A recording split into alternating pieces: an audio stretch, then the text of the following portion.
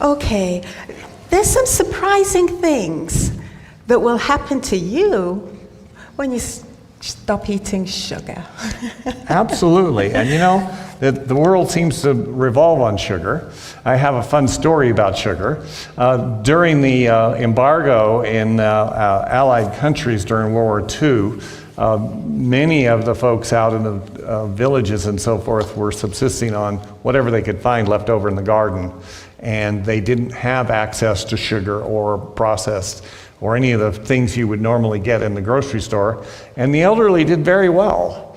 We found, though, once the war ended and they were able to get back to the food that they were used to and get into the grocery stores and get the sugar, that the elderly that made it through the crisis, the horrible post-traumatic stress disorder crisis of World War II, died because they got back on their sugar diet.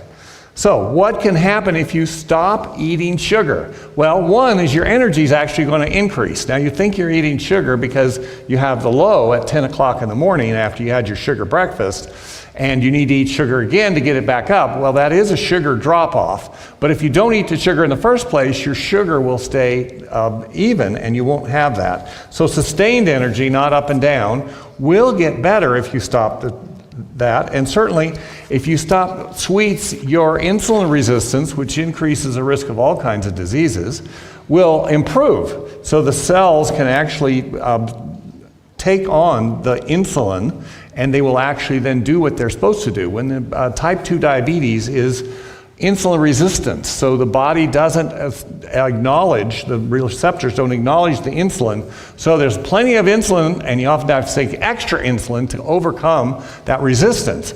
By cutting out the sugar and losing a little bit of weight, exercising, then those receptors suddenly come back to life, and it can be as little as 5 pounds, and we've seen it work, and not necessarily lose tons and tons of weight. For the insulin receptors to suddenly wake up and go, oh, I can work now. It also reduces pain and inflammation.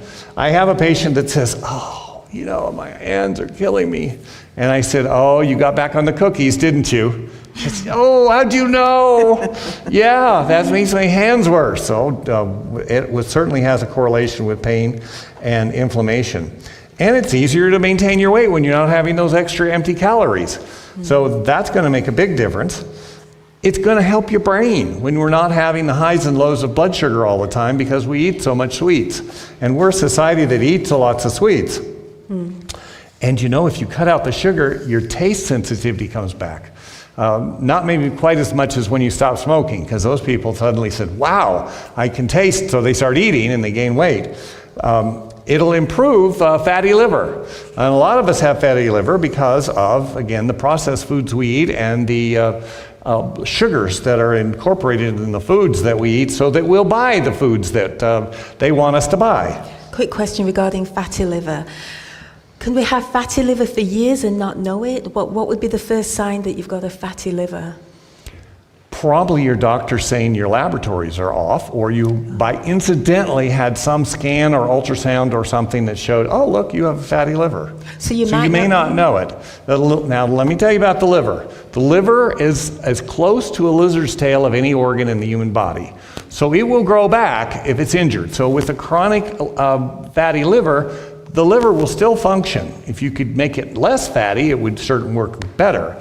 As I like to tell my patients, they just need 3 cells holding hands in the liver and it'll grow back. You've got to stop the offensive thing that makes the liver unhappy, like hepatitis or some drug or something like that, cancer. Those things make the liver unhappy. But if those are taken care of and you change your diet, the fatty liver will take care of itself. Oh, okay. Okay. Gut health, without the sugar. Your bacteria grow on what you feed it.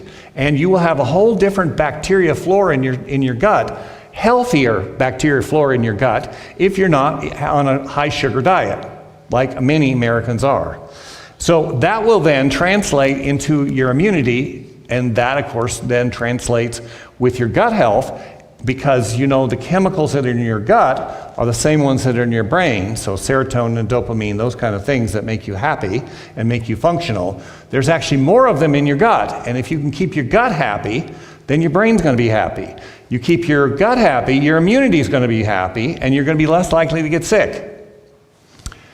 And when we have a lot of sugar, it's kind of like having our receptors knocked out. Normally the white cells can see where bacteria are, and they can track them down. And if there's lots of sugar in the blood system, the white cells do not track them down, and they just let the bacteria just flow right on by. And it goes for cancer cells too. And it'll improve your skin. You have trouble with your skin? Less sugar, that'll sure make a difference.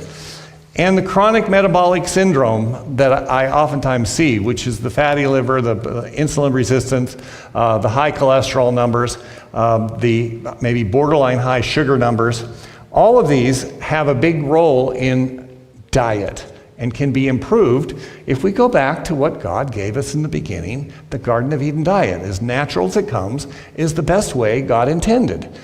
And that's the way He created us. And it seems to be a no-brainer, but it's hard to get that through to many, many of my patients. I don't care, I'm going to die anyway, just give me a pill, and I don't care, I'm going to eat like I'm going to eat. Okay, that's a choice.